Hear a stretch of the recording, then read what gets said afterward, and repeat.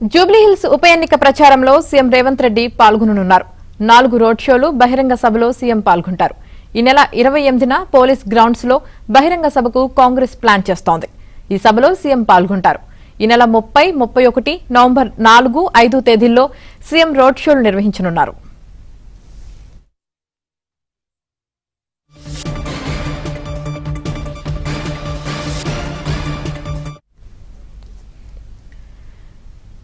జూబ్లీహిల్స్ ఉప ఎన్నిక ప్రచారంలో సీఎం రేవంత్ రెడ్డి పాల్గొననున్నారు. ఇక దీనికి సంబంధించి పూర్తి సమాచారం మా ప్రతినిధి సిద్ధార్థ్ అందిస్తారు. సిద్ధార్థ్.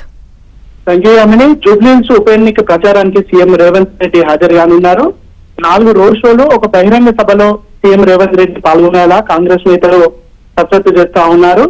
28వ తారీఖున కాంగ్రెస్ పార్టీ ఒక భారీ బహిరంగ సభను నిర్వహించాలని ప్లాన్ చేస్తా ఉంది. జూబ్లీహిల్స్ లోని పోలీస్ గ్రౌండ్ లో ఈ బహిరంగ సభను నిర్వహించడానికి కాంగ్రెస్ పార్టీ కసరత్తు చేస్తా ఉంది. ఈ బహిరంగ సభకి కాంగ్రెస్ పార్టీకి సంబంధించినటువంటి కీలక నేతలందరూ హాజరుగానున్నారు. వీళ్లతో పాటు సినీ రంగానికి సంబంధించినటువంటి కొంతమంది ప్రముఖులు, ప్రొడ్యూసర్స్ గాని, కొంతమంది 24 క్రాఫ్ట్స్ కి సంబంధించినటువంటి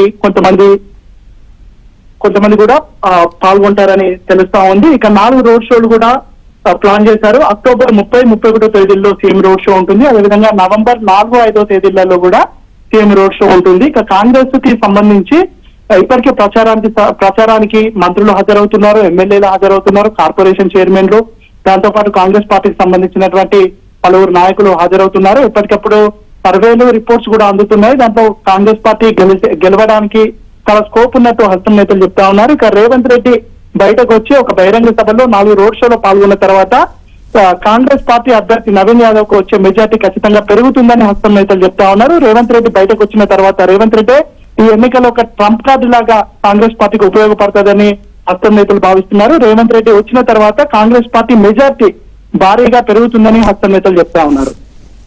రైట్, థ్యాంక్ యూ సిద్ధార్థ్.